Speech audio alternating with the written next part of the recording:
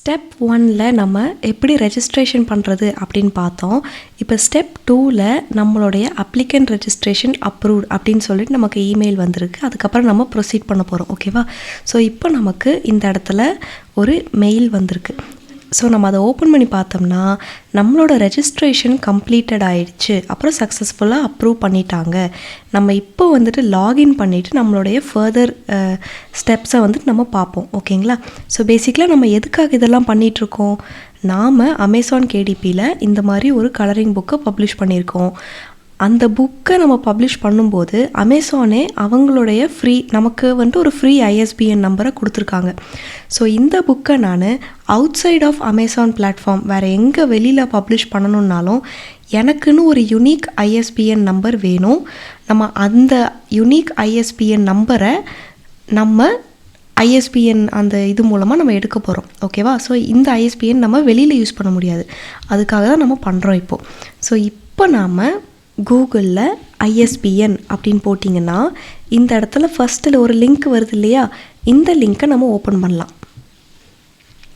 So இதில் பார்த்தீங்கன்னா கொடுத்துருக்காங்க ரீசெல் பண்ணுறதோ இல்லை வேறு ஏதாவது பண்ணுறதோ இதெல்லாம் நம்ம பண்ண மாட்டோம். ஸோ நம்ம ஓகே ஐ அண்டர்ஸ்டாண்ட் அப்படின்னு கொடுத்துட்டு லாகின் கொடுக்க போகிறோம். ஓகேங்களா? ஸோ லாகின்ல நம்மளோட user name R email address இருக்குது, பாஸ்வேர்டு போட்டுட்டு என்ட்ரு கேப்சா, ஸோ கேப்சாவும் போட்டுக்கலாம். ஓகேங்களா? ஸோ இதை போட்டுட்டு நம்ம லாகின் அப்படின்னு கொடுத்தோம்னா பாருங்கள் ரெஜிஸ்ட்ரேஷன் கம்ப்ளீட்டட் அப்படின்னு அழகாக வந்துடுச்சு. நமக்கு இந்த போர்ட்டெல்லாம் நமக்கு இப்போது ஓப்பன் ஆகிடுச்சு. ஸோ நம்ம அடுத்த ஸ்டெப்பை ஹாப்பியாக ஸ்டார்ட் பண்ணலாம். ஸோ ரெண்டாவது ஸ்டெப் என்னென்னா நம்ம அப்ளிகேஷன்னு ISBNக்கு நம்ம ரெக்வஸ்ட் கொடுக்க போகிறோம். ஸோ இந்த பர்டிகுலர் இதை நம்ம கிளிக் பண்ணலாம். சரிங்களா? ஸோ இதை கிளிக் பண்ணோன்னே உங்களுக்கு வெல்கம் நம்மளோட பேர் அப்படி அழகாக கொடுத்தாச்சு. அப்ளிகேஷனில் பார்த்தா ரெக்கார்ட் நாட் ஃபவுண்டு தான் வரும், ஏன்னா நம்ம இன்னும் ஒன்றுமே ஸ்டார்ட் பண்ணலை இல்லையா. ஸோ இப்போ நம்ம இந்த இடத்துல நியூ அப்ளிகேஷன் அப்படின்னு ஒன்று இருக்குது இல்லையா, இதை நான் கிளிக் பண்ணிக்கிறேன். இதை கிளிக் பண்ணோன்னே நமக்கு இந்த மாதிரி அழகாக ஒரு இது ஓப்பன் ஆகுது. ஸோ நம்ம இது அழகாக ஃபில் பண்ணலாம். So name of the author அழகாக நம்ம பேர் வந்துருச்சு. நம்ம செல்ஃப் பப்ளிஷ்டுன்னு கொடுத்துட்டோம் இல்லையா, அதனால் அதுவே ஆட்டோமேட்டிக்காக நம்ம நேம் தான் வந்துட்டு பப்ளிஷருக்கு போடும். So do you want to add co ஆத்தர்னால் நம்ம கூடவே சேர்ந்து வேறு நிறைய ஆத்தர்ஸ் இருக்காங்களா, எஸ் அப்படின்னு கொடுத்தீங்கன்னா ஆட் கோ ஆத்தர் அப்படின்னு நீங்கள் கொடுத்து நீங்கள் ப்ரொசீட் பண்ணலாம். நம்ம புக்குக்கு ஒரு ஆள் தான் ஆத்தர், நான் மட்டும்தான். ஸோ நான் நோ கொடுத்துக்கிறேன். சரிங்களா? அடுத்து பப்ளிஷிங் ஃபீல்ட்ஸில் ப்ளீஸ் டிக் அப்படின்னு ஒரு இந்த அதான் நம்ம புக்கு வந்துட்டு எதை பற்றினது அப்படின்றது மாதிரி. ஸோ இதில் பார்த்தோம்னா நம்ம வந்துட்டு கலரிங் புக்கு தான்.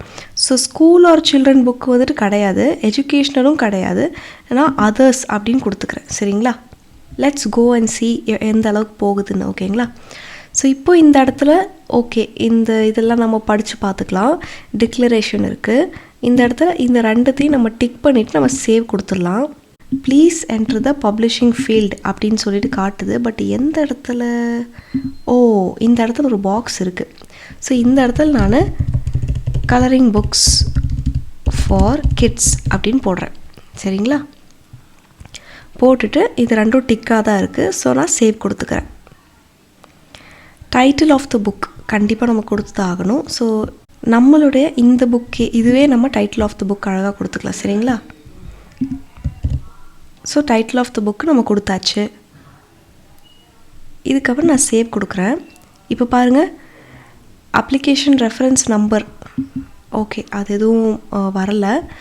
நேம் ஆஃப் த ஆத்தர் வந்துட்டு நம்ம பேர், நேஷ்னாலிட்டி இருக்குது, டைட்டில் ஆஃப் த புக்கு இருக்குது, அப்புறம் பப்ளிஷ்டு பை என்னோடய பேர் தான், இமெயிலும் ஃபோன் நம்பரும் அதுக்கப்புறம் அட்ரஸ், இது எல்லாமே வந்து நம்ம ரெஜிஸ்ட்ரேஷன் டைம்லேயே பண்ணிட்டோம். ஸோ அதெல்லாம் ஆட்டோமேட்டிக்காக இங்கே அப்ளை ஆகிருக்கும்.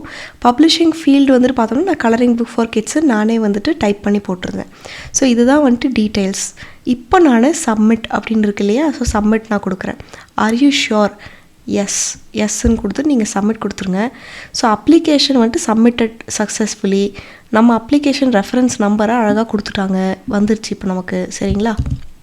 இது நீங்கள் எங்கேயாவது சேவ் பண்ணி வச்சுக்கோங்க, அதுவே வரும். இப்போ பாருங்கள், இப்போ நான் ஓகே கொடுத்தோன்னே இங்கே பாருங்கள் action view R print application. இப்போ நீங்கள் வியூ பண்ணுங்களேன், இதுதான் உங்களோட அப்ளிகேஷன். ஸோ இதில் அப்ளிகேஷன் ரெஃபரன்ஸ் நம்பர் இருக்குது, நம்ம பேர், அந்த எல்லா டீட்டெயில்ஸும் க்ளீனாக இருக்குது. ஸோ நான் இந்த இடத்துல பேக் அப்படின்னு போகிறேன். இப்போ பாருங்கள் சப்மிட்டட் ஆன் June 6th சரிங்களா. அப்ளிகேஷன் நம்பர் அழகாக கொடுத்துட்டாங்க. அடுத்தது இதில் எதுவும் இன்னும் வந்துட்டு அப்டேட்ஸ் எதுவும் வரல. ஸோ அப்டேட்ஸ் வந்ததுக்கப்புறமா நான் உங்களுக்கு நெக்ஸ்ட்டு ஸ்டெப், அதாவது ஸ்டெப் 3 அப்படின்னு சொல்லிட்டு உங்களுக்கு நான் வீடியோ போடுறேன். சரிங்களா. ஸோ இப்படி தான் நம்ம அப்ளை பண்ணுறோம். ஸோ அப்ளை பண்ணதுக்கப்புறமா எப்படியெல்லாம் ப்ரொசீஜர் ஆகுது அப்படின்றத நம்ம பார்க்கலாம். ஓகேங்களா. நன்றி.